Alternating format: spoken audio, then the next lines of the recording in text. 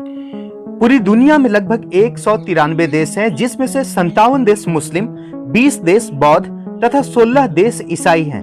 बाकी के 100 देश सेकुलर हैं। यहाँ ध्यान देने वाली बात यह है कि सबसे प्राचीन होते हुए भी हिंदू धर्म का अपना कोई देश नहीं। तभी विश्व के अनेक देशों में हिंदू संस्कृति आज भी विद्यमान है। हालांकि विश्व में भारत एकमात्र ऐसा देश है जहाँ के हिंदू आबादी बहुसंख्यक हैं, फिर भी जो सम्मान हिंदू धर्म का विदेशों में है वो भारत में भी नहीं, क्योंकि भारत हमेशा से ही सेकुलरिज्म के नाम पर हिंदुओं के साथ छल करता रहा है। यही नहीं, मुस्लिम तुष्टीकरण की अंधी दौड़ में राजनीतिक दलों ने भी सारे मर्यादाएं तोड़ रखी है। हद तो यह है कि जय श्री राम का नारा भी एक सांप्रदायिक हो गया है।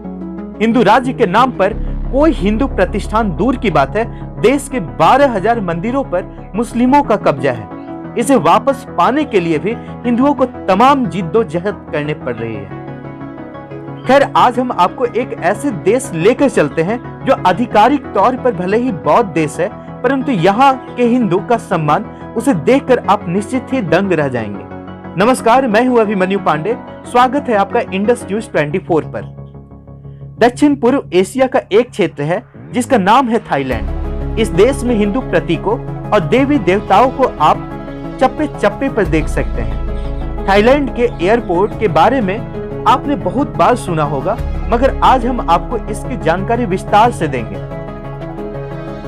स्वर्ण भूमि एयरपोर्ट जो पूरी तरह से हिंदू धर्म को समर्पित है। आखिर थाईलैंड एक बौद्ध देश है, लेकिन इसके कण कण में हिंदू धर्म नजर आता है। थाईलैंड का एयरपोर्ट पूरी दुनिया में अपनी कई विशेषताओं के लिए मशहूर है। यही नहीं, इस एयरपोर्ट का निर्माण को लेकर एक दिलचस्प कहानी है जो शायद आपने भी सुनी होगी। वर्ष 1973 की बात है। थाईलैंड सरकार को एयरपोर्ट बनाने की आवश्यकता महसूस हुई, इसलिए बैंकॉक से 40 किलोमीटर दूर 80,000 एकड़ जमीन खरीदी गई, जिसे कोबरा दलदल के नाम से जाना जाता था। इस दलदल को सुखा दिया गया और इस दलदल का नाम स्वर्ण भूमि रखा गया। स्वर्ण भूमि का नाम स्वयं महाराज भूमि बल अतुल तेज ने चुनकर रखा था, जो एक संस्कृत का शब्द है जिसका अर्थ होता है सोने का क्षेत्र। 14 अक्टूबर 1973 को छात्र नेतृत्व विरोधों ने थाईलैंड के प्रधानमंत्री तिथानोम किटिकाचॉर्न की सरकार को उखाड़ कर फेंका, जिसके बाद यह प्रोजेक्ट लंबे समय तक स्थगित हो गया। इसके बाद कई राजनीतिक व वित्तीय उतार चढ़ाव के कारण प्रोजेक्ट 2004 तक रुक गया। जब 2004 के बाद काम लगा तो मजदूरों ने भूतों को देखने का दावा किया। मजदूरों का कहना था कि यहाँ पहले दलदल था जिसमें सैकड़ों लोगों की जिंदा कब्र बन गई। अब यहाँ वही सब भूत बनकर भटक रहे हैं। आखिरकार 23 सितंबर 2005 को थाई प्राधिकरण ने एक समारोह आयोजन किया, जिसमें 99 बौद्ध भिक्षुकों ने आत्माओं को शांत करने के लिए जप किया, जिसके बाद इसका निर्माण कार्य पुनः प्रारंभ हुआ। 15 सितंबर 2006 को हवाई अड्डे ने जेट स्टार एशिया एयरबेस के साथ सिंगापुर से बैंकॉक उड़ानों की शुरुआत की। मौजूदा समय में यह साउथ ईस्ट एशिया का सबसे बड़ा एयरपोर्ट है, जो 80,000 एकड़ में बना हुआ है। अब यहाँ प्रत्येक देश के लिए उड़ान संचालित है।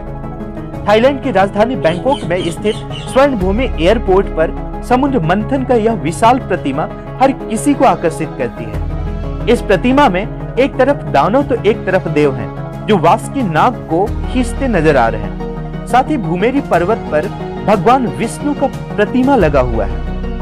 स्वर्ण भूमि एयरपोर्ट पर रावण का भी प्रतिमा लगाया गया है। एयरपोर्ट में लगी प्रतिमाओं को देखकर हर कोई अचंभित है, क्योंकि एक तरफ भारत हिंदू बाहुल्य देश होने के बावजूद यहाँ कोई ऐसा प्रतिष्ठान नहीं है जहाँ हिंदू प्रतीक मौजूद हो। थाईलैंड जो बौद्ध देश है, फिर भी वहाँ का राजकीय प्रतिष्ठान स्वर्ण भूमि एयरपोर्ट हिंदू देवता भगवान विष्णु को समर्पित है। धन्यवाद। आज के एपिसोड में बस इतना ही।